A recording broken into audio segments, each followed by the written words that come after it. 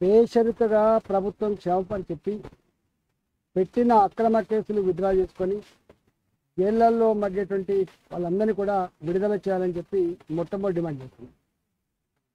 రెండవ డిమాండు, వందల మంది పోలీసులతో దుర్మార్గంగా రాక్షసంగా ప్రవర్తించి ప్రజల్ని భయభ్రాంతకు గురి చేయడమే కాకుండా గుడ్లను కొట్టినట్టు కొట్టడమే కాకుండా పోలీస్ స్టేషన్లకు తీసుకుపోయి థర్డ్ డిగ్రీ, ఒక కాలు మీద ముగ్గురు పోలీసు వాళ్ళు, ఇంకొక కాలు మీద ముగ్గురు పోలీసు వాళ్ళు, రబ్బరు బెల్టులతో కొట్టడం ముగ్గురు, 2 గంటల పాటు 3 గంటల పాటు ఏ హింసకైతే పాల్పడరో, మానవత్వం లేని పద్ధతులలో ప్రవర్తించిందో అలాంటి పోలీసుల మీద చట్టపరమైన చర్యలు తీసుకోవాలని చెప్పి మేము ప్రభుత్వాన్ని హెచ్చరిస్తా ఉన్నాం. మూడో డిమాండు, ఇవాళ ప్రభుత్వ అవసరాల కోసం భూములు తీసుకోవడం వేరు, కానీ పెద్ద పెద్ద బడా వ్యాపారుల కోసం, ఫార్మా కంపెనీల కోసం నీవు పేదల భూమిని ఇలా 3 తరాలు కాదు 100 సంవత్సరాలుగా పేదవాళ్లకు ఇప్పటికి కూడా భూమిని నమ్ముకొని బతికే రైతుల భూముల్ని అక్కడ 10 లక్షల రూపాయలకు మాత్రమే ఇస్తామని, 40-50 లక్షల రూపాయలు ఉన్నప్పటికీ కూడా 10 లక్షల రూపాయలు ఇస్తామని చెప్పడమే కాకుండా వాళ్ళు అన్న మాట ఏంటంటే మాకు 10 లక్షలు కాదు 40 లక్షలు కాదు, తల్లిని పిల్లను వేరు చేస్తే ఎంత పాపం తగ్గుతుందో రైతుల్ని భూమి నుంచి వేరు చేస్తే అంతే పాపం తగ్గుతుంది. రేవంత్ రెడ్డి గారు, మీకు ఓట్లు వేసి గెలిపిస్తే మా వెనుకబడ్డ ఈ కొడంగల్ నియోజకవర్గంలో ప్రజలకు లాభం జరుగుతుందని చెప్పి ఆశించడం, కానీ కొండ నాలుకకు మంది ఎత్తే ఉన్న నాలుక పోయినట్టుగా మా భూములకు ఇట్లా గుంజుకుంటామని చెప్పి ఆశించలేదు రేవంత్ రెడ్డి గారు అని చెప్పి వాళ్ళు ఎన్నిసార్లు ప్రభుత్వ అధికారులు గ్రామాలకు వెళ్ళినప్పటికి కూడా మేము సచేమిరా భూములు ఇవ్వమని చెప్పింది. ఇన్నిసార్లు చెప్తున్నప్పుడు వాళ్ళు పాదయాత్రలు చేసిండ్రు, దొరికిన లీడర్ కల్లా దరఖాస్తు ఇచ్చి దండం పెట్టిండ్రు, అధికారుల చుట్టూ తిరిగిండ్రు. ఇంత ప్రశాంతమైన ఉద్యమం ఇట్లే కొనసాగితే రేపు ఆ నియోజకవర్గంలో రాజకీయంగా నాకు పుట్టగతులు ఉండవనేటువంటి భావించి, నేను తలపెట్టిన ప్రాజెక్టు కనుక అమలు కాకపోతే నా పరువు పోతుందని చెప్పి భావించి వాళ్ళే స్వయంగా ఒక స్కెచ్ చేసుకొని ఈ ప్రజాస్వామికమైనటువంటి ఉద్యమాన్ని హింసకు తీసుకుపోవాలని చెప్పి వాళ్ళే కుట్రపూరితంగా స్కెచ్ చేసుకొని కలెక్టర్ని పట్టుకొచ్చుకొని వాళ్ళే లొల్లి పుట్టించుకొని దాడులు చేసుకొని ఆ దాడుల్ని అడ్డం పెట్టి ఈ దాడులు చేసింది రైతులని, దీనికి కారకులు ప్రజలని చెప్పి వాళ్ళను బూచి చూసి ఇవాళ ఈ విధంగా భయపెట్టించారు. వారు చెప్పింది ఎంపీ గారు కానీ ఎమ్మెల్యే గారు కానీ ప్రజాప్రతినిధులు ప్రజలకు ఏం హామీ ఇస్తారు? మీకు ఆపద వచ్చినప్పుడు, అవసరం వచ్చినప్పుడు మీ కాలుకు ముళ్ళుతే పన్నుతో పికే సర్వీస్ చేస్తామని చెప్పి చెప్తారు. మొన్ననే పార్లమెంటుకు వారు బ్రహ్మాండమైనటువంటి దాంతో గెలిచి వచ్చారు. వారి ప్రజలకు అక్రమంగా దుర్మార్గంగా కొడితే కేసులు పెడితే పలకరిద్దాము, వాళ్ళ కుటుంబ సభ్యులకి ధైర్యాన్ని ఇద్దామని చెప్పి పోతే 20 కిలోమీటర్ల ముందే బారికేడ్లు వేసి 144 సెక్షన్లు పెట్టి మీరు పోవడానికి వీల్లేదని చెప్పి ఇవాళ ప్రజలకు సేవ చేసేటువంటి అధికారాన్ని కట్టేలు చేసిన పోలీసుల మీద కూడా చర్య చేపట్టకపోతే తప్పకుండా వారు ఇప్పటికే ప్రివిలేజ్ మోషన్ ఇచ్చారు.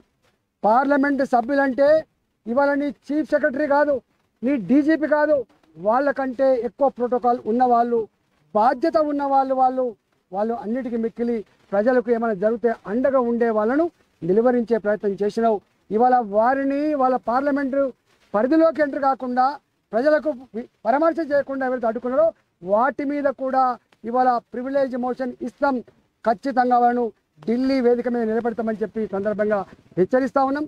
కానీ వాళ్ళ అన్ననో తమ్ముడో నాకు తెలియదు, కానీ 50 కాళ్ళల్లో 300 మందిని తీసుకుపోయి ఇంటింటికి పోయి చూసినరా, మాకు ఎదురు తిరిగితే ఎదురు మాట్లాడితే ఏ గతి పడుతుందో అర్థమైందా? మీకు ఎవరు కాపాడలేరు, మిమ్మల్ని ఓట్లు వేసుకున్న భారతీయ జనతా పార్టీ కాపాడలేదు, ఇంకొక పార్టీ కాపాడలేదు. మీరు కనుక మర్యాదగా సంతకాలు పెట్టి మీరు మాకు అంగీకరిస్తే జైళ్ళల్లో ఉన్న వాళ్ళు బయటకు వస్తారని చెప్పి మాట్లాడుతుందంటే ఎంత దుర్మార్గంగా రేవంత్ రెడ్డి ప్రవర్తిస్తుందో అర్థం కావాలి. ఇలాంటి నియంతలకు ఎట్లా బుద్ధి చెప్పానో తప్పకుండా తెలంగాణ సమాజం సందర్భం వచ్చిన బుద్ధి చెప్తుంది. అక్కడ ఉన్న రైతులంతా కూడా దుద్యాల మండల పరిధిలో వారు ఇంతకుముందు చెప్పినట్టుగా 3 తండాలు కావచ్చు, 2 గ్రామాలు కావచ్చు, ఇవాళ మా లంబాడ రైతాంగానికి ఆచకడి వేసిన నువ్వు ఇవాళ భూమిని నమ్ముకొని వ్యవసాయం చేసేవాళ్ళు రక్తాన్ని చెమటగా మార్చి దేశ ప్రజలకి బువ్వ పెట్టే రైతాంగానికి నువ్వు సంఖ్యలు వేసినావు, ఆత్కళిలు వేసినావు. వాళ్లకు థర్డ్ డిగ్రీ ప్రయోగించి హింస పెట్టినావు. ఇది మంచిది కాదు రేవంత్ రెడ్డి. గతంలో ఖమ్మంలో రైతాంగానికి సంఖ్యలు వేసినటువంటి వాళ్లకు ఏ గతి పట్టిందో రేపు నీకు కూడా అదే గతి పడుతుందని చెప్పి హెచ్చరిస్తా ఉన్నా. వచ్చినప్పటి నుంచి చూస్తూ ఉన్నాం, మీరు ప్రజల మీద దాడి చేయడం తప్ప, ప్రజల గూడు కూలగొట్టడం తప్ప, ప్రజలను హింస పెట్టడం తప్ప, ప్రజలకు ప్రశాంతత లేకుండా చేయడం తప్ప ఇవాళ నువ్వు చేస్తున్న ఘనకార్యం ఏం లేదు రేవంత్ రెడ్డి. నేను ఒకటే మళ్ళొకసారి హెచ్చరిస్తా ఉన్నా, ఇవాళ ప్రజల కన్నీళ్లు చూసిన వాడు, ప్రజల్ని హింస పెట్టి సంతోషపడ్డవాడు, శాడిస్టు, ఎప్పుడు ముందడవాడు. కాబట్టి ఇప్పటికైనా వారు చెప్పాను, నీ ప్రాంతం నీకేం మమకారం ఉందా ప్రాంతంతో? నీకు అక్కడ భూమి ఉన్నది కాదు, నీకో ఇల్లు ఉన్నది కాదు. ఇవాళ నీకు ఎవరైతే మద్దతు పలుకుతున్నాడో వాని ఎవరికి అక్కడ ఇల్లు లేదు, వానికి ఉంటాడు భూమి లేదు, వానికి పోయేది ఏముంటుంది? ఒక్కొక్క రైతు 10 ఎకరాలు 15 ఎకరాలు బ్రహ్మాండమైన కంది పంట వేసుకొని, బ్రహ్మాండంగా పల్లి పంట వేసుకొని పండించుకునే వాళ్ళకి ఇవాళ నీ రూపంలో వచ్చినటువంటి భూతం అని చెప్పి వాళ్ళు భావిస్తూ ఉన్నారు. కాబట్టి ఇప్పటికైనా బేజాలు ఇవ్వకుండా, ప్రజలతో గోక్కున్నోడు, అందులో రైతులతో గోక్కున్నోడు ఎవడు ముందడ పడడు. కాబట్టి నీకు కూడా గతంలో ఎవరికైతే గతి పట్టిందో నీకు కూడా అదే గతి పడుతుందని చెప్పి హెచ్చరిస్తా ఉన్నా. మీరు ఇప్పటికైనా బేజాలు ఇవ్వకుండా నేను చెప్పిన వాటి మీద తప్పకుండా మీరు విచారణ జరిపించి ఇలా బేషరతుగా వాళ్ళు విడుదల చేయాలని చెప్పి భారతీయ జనతా పార్టీగా డిమాండ్ చేస్తున్నా. లేకపోతే ఖచ్చితంగా చట్టం ఉంటుంది. చట్టాన్ని నమ్ముకున్న వాళ్ళం మేము. ఇవాళ అనేక మందికి గతంలో ఇట్లా వివరించిన అధికారులకు బానిసల లెక్క జీ హుజూర్ అంటూ పైన ఉన్న ముఖ్యమంత్రులు, పైన ఉన్న మంత్రుల ఆదేశాల మేరకు ప్రవర్తించిన నాయకులకు ఏ పనిష్మెంట్ జరిగిందో ఇప్పటికైనా అర్థం చేసుకోవాలి. రాజశేఖర్ గారి పీరియడ్లో గిట్టే అయింది, ఏమైందో చూసిండ్రు. ఇవాళ ఈ పోయిన గవర్నమెంట్లో ఏమైందో చూసినాం, ఇవాళ ఈ గవర్నమెంట్లో ఏమైందో చూసినాం.